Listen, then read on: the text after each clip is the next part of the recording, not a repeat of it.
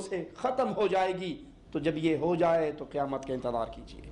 صحیح بخاری میں ہے کہ رسول اللہ صلی اللہ علیہ وسلم نے فرمایا لا يأتين على الناس زمان لا يبالي المرء بما أخذ المال. لوگوں پہ ایک وقت آئے گا ان کے دل سے یہ سوچ ہی ختم ہو جائے گی وہ مال کو کہاں سے لے رہے ہیں. امن حلال ام من حرام, یہ حلال ہے یا حرام. مولوی صاحب حلال و حرام کی فکر آپ کو کہ پیسہ آنا چاہیے, پیسہ ہے تو عزت ہے, پیسہ نہیں ہے. وہ یہ نہیں سمجھتا کہ 500 روپے رشوت کے لیے, اور سمجھ لیجیے آج 500 کی دہاڑی لگ گئی, ارے اپنے رب سے جنگ کر رہا ہے, ہو سکتا ہے اللہ تیرے بیٹے کو بیمار کر دے اور 1000 روپے تیرا یہاں خرچ ہو جائے. تجھے 500 آتا ہوا نظر آئے گا, 1000 جاتا ہوا نظر. حلال و حرام کی تمیز کا ختم ہو جانا. جاب ملنی چاہیے جی, نوکری ملنی چاہیے, وہ بینک میں مل جائے, وہ سودی کاروبار میں مل جائے, وہ شراب بیچنے کی دکان پہ سیل مینی مل جائے. اچھی بھلی دکان چل رہی ہے, رزق اچھا اللہ نے لگایا ہوا ہے, شیطان پٹی پڑھاتا ہے, تمہارا جنرل سٹور ہے بڑا اچھا چل رہا ہے, لیکن ابھی بھی بہت سارے گاہک ایسے ہیں جو صرف نسوار, سگریٹ اور بیڑی نہ ہونے کی وجہ سے تمہاری دکان پہ نہیں آتے. اور ساتھ والی دکان پہ اس لیے گاہک جاتا ہے کہ وہ چینی وہاں سے لیتا ہے جہاں سے سگریٹ بھی مل جائے, تو سگریٹ بھی رکھ لو. اب اس کو ایسا رزق مل رہا ہے کہ اس کے گھر میں بھوک نہیں ہے, افلاس نہیں ہے, لیکن دنیا کے لالچ میں وہ یہ تمیز اٹھا دیتا ہے کہ اگر میں نے اپنی دکان پہ سگریٹ رکھ کر بیچی, میں نے اپنی دکان پہ شراب بیچی, دکان پہ جوئے کے کارڈ بیچے, میں نے اپنی دکان پہ حرام چیزیں بیچی, بے حیائی کا لباس بیچا, تو پھر میرے حلال رزق میں حرام داخل ہو جائے گا, اور جو جسم حرام پہ پلتا ہے وہ جنت کی بجائے جہنم میں چلتا ہے. وہ دنیا کے لیے اپنی بلڈنگیں بھی حرام کاروبار کرنے والوں کو دیتا ہے کرائے پہ. تو جی اس نے اپنی قبر میں جانا, میں نے اپنی قبر میں جانا, مجھے تو کرایہ مل رہا ہے. نہیں, آپ حرام کام کے سپورٹر بن چکے ہیں اور آپ کا رزق بھی حرام ہو چکا ہے.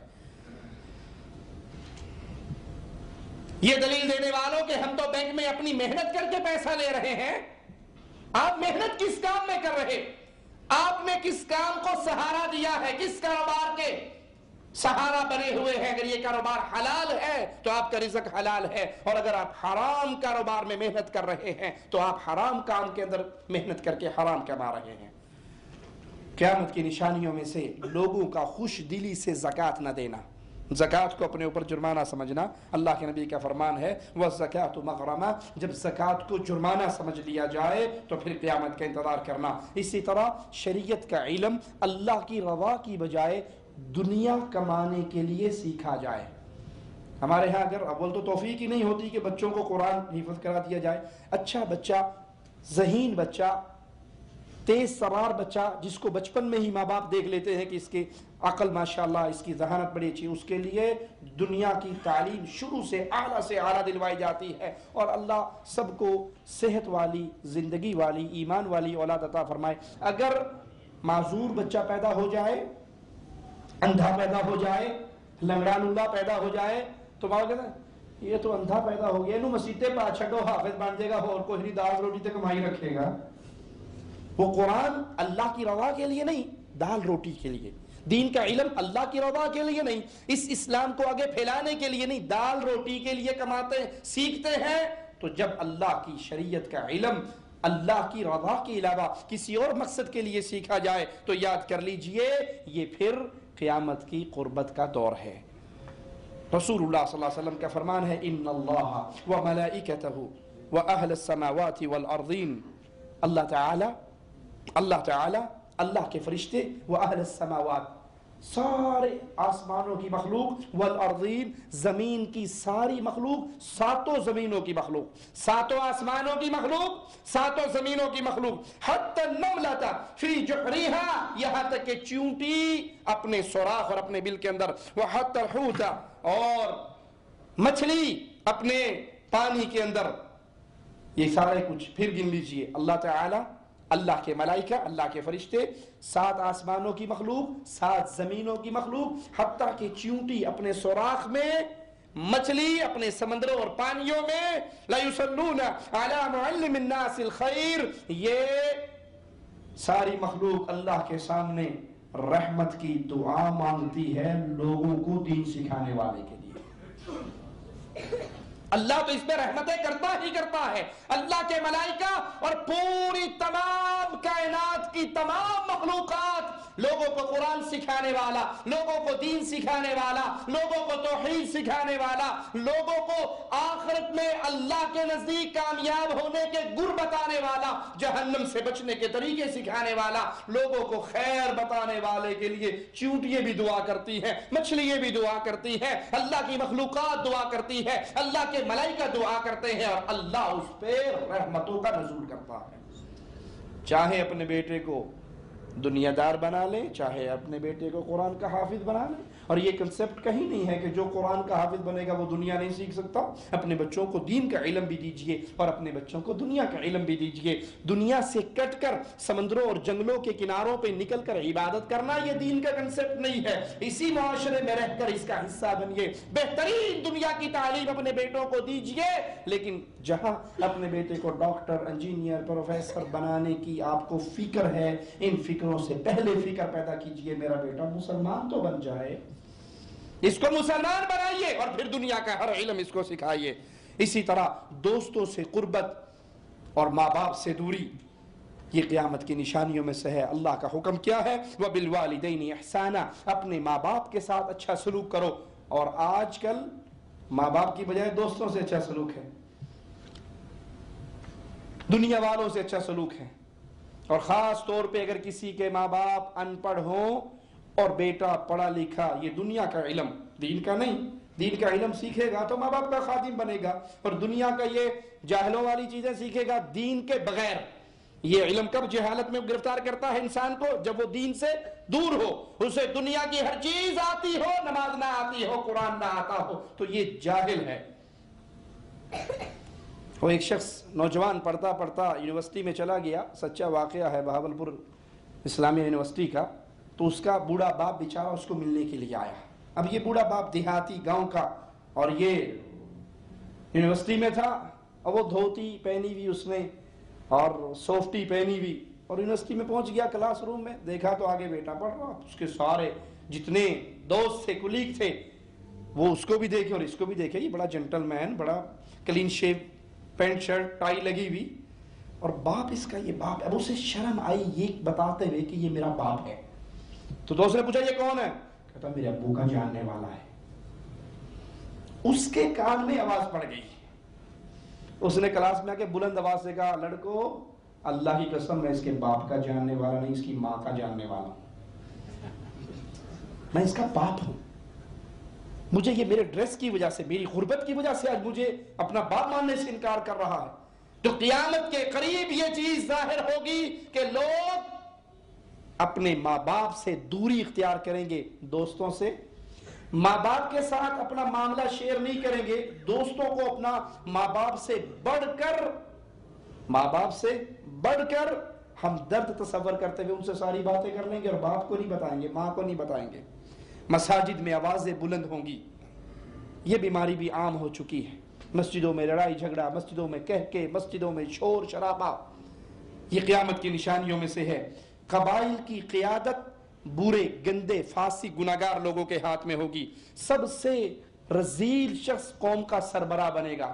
پتہ ہے پوری قوم کو یہ بڑا بڑا فراڈی ہے، پتہ ہے کہ یہ قوم کا سب سے بڑا چور ہے، فلاں ملک کے بینک میں اس کا اتنا پیسہ پڑا ہے، فلاں ملک کے بینک میں اس کا اتنا پڑا ہے، چور ہے، بدماش ہے، پوری قوم جانتی ہے، لیکن جب الیکشن ہوتا ہے میں نے وہی بنتا ہے۔ جانتی ہے قوم کو علم، یعنی اس سے بڑی اور اندھیر نگری کیا ہوگی؟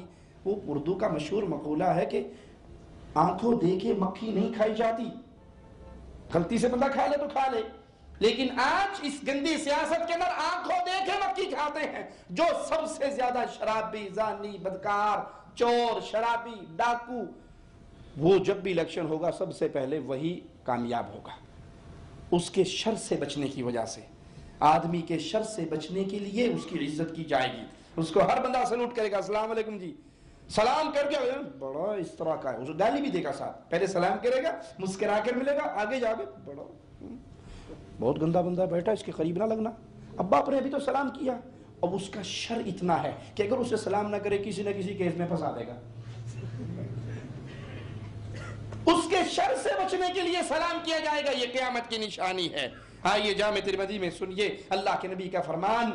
جب مال فے کی بندر بانٹ ہونے لگے, مسلمانوں کا کہیں مقابلہ ہوا, دشمن مال چھوڑ کے بھاگے, بغیر جنگ کیے مسلمانوں کو مال ملا جو مسلمانوں کا ہے, اب اس کو آپس میں بندر بانٹ کی جائے, حق والوں کو ان کا حق نہ دیا جائے, امانت کو مال غنیمت سمجھ لیا جائے, جو امانت آپ کے ہاتھ میں دی ہے کسی نے اس کو مال غنیمت سمجھ لیا جائے, زکوٰۃ کو جرمانہ خیال کیا جائے. علم غیر دینی مقاصد کے لیے, قرآن اس لیے نہ سیکھا جائے اللہ راضی ہوگا, حدیث کا علم اس لیے نہ سیکھا جائے اللہ راضی ہوگا, بلکہ اپنی شہرت اور غیر اللہ کی رضا کے علاوہ اور کاموں کی وجہ سے دین کا کام سیکھا جائے.